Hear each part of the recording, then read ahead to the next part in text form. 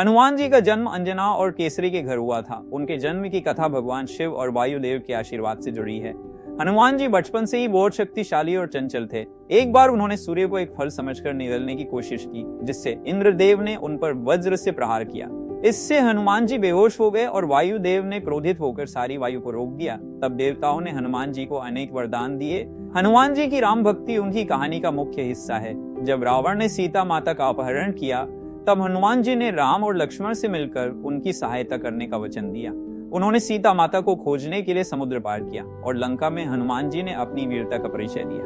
उन्होंने अशोक वाटिका में सीता माता से मिलकर उन्हें राम की अंगूठी दी और उनका संदेश दिया। इसके बाद उन्होंने पूरे महल में आग लगा दी और रावण के पुत्र अक्षय कुमार को मार डाला। लंका युद्ध में हनुमान जी का योगदान अत्यंत महत्वपूर्ण था। जब लक्ष्मण मूर्छित हो गए, तब हनुमान जी संजीवनी बूटी लाने के लिए हिमालय पर्वत गए और लक्ष्मण को पुनर्जीवित किया।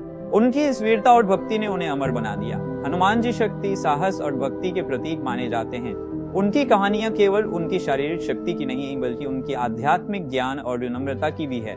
वे अपने भक्तों के लिए संकट मोचन और रक्षक के रूप में माने जाते हैं।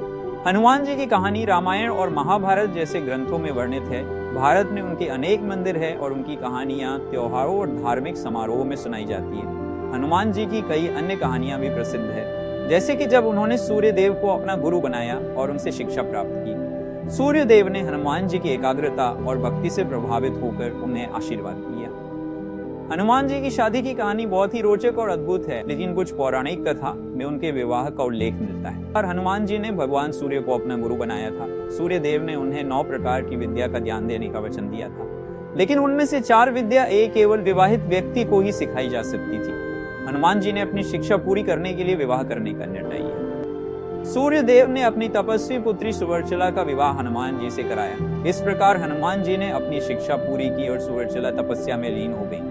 हनुमान जी ने विवाह के बाद भी ब्रह्मचर्य का पालन किया। एक अन्य कथा में हनुमान जी ने अपने बचपन में ऋषियों को परेशान किया, जिससे उन्हें एक शाप मिला कि वे अपनी शक्तियों को भूल जाएंगे। यह शाप तब तक प्रभावी रहा जब तक जाम्बवत ने उन्हें उनकी शक्तियों की याद नहीं दिलाई। हनुमान जी की कहानियां हमें ये सिखाती है कि सच्ची भक्ति और सेवा से सभी बाधाओं को पार किया जा सकता है। तब तक के लिए बने रहिए। मिलते हैं अगले वीडियो में। Signing off. Bye bye.